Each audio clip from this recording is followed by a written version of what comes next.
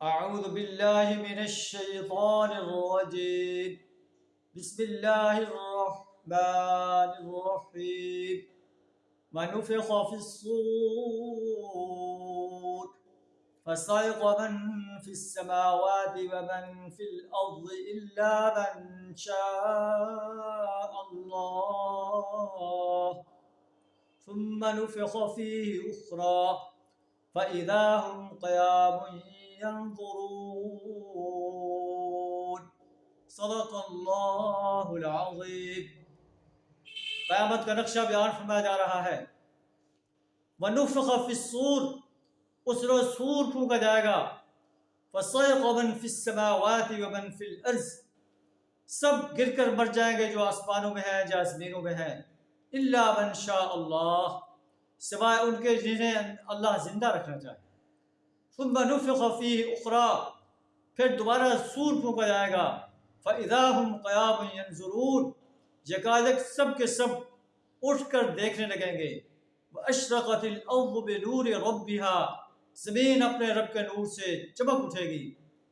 ووضع الکتاب، کتاب اعمال سامنے رکھ دی جائے گی. جو کچھ انسان اس دنیا میں کر رہا ہے اس کی کتاب اعمال جو ہے ثبت ہو رہی ہے. دائیں کندھے والا فرشتہ نیک اعمال لکھ رہا ہے، بائیں کندھے والا فرشتہ برے اعمال لکھ رہا ہے. جب انسان مرتا ہے تو اس کا صحیفہ اعمال لپیٹ کر اس کے گلے میں ساتھ چپکا دیا جاتا ہے. جب اٹھے گا وَنُخْرِجُ لَهُ يَوْمَ الْقِيَامَةِ كِتَابًا يَلْقَاهُ مَنْشُورًا، اور اس کے سامنے ایک کتاب کی شکل میں کھول کر رکھ دیا جائے گا. کہا جائے گا اقرأ کتابک، اپنی اس کتاب کو پڑھ. کفیٰ بنفسک اليوم علیک حسیبا، آج تو اپنا حساب کرنے کے لیے کافی ہے.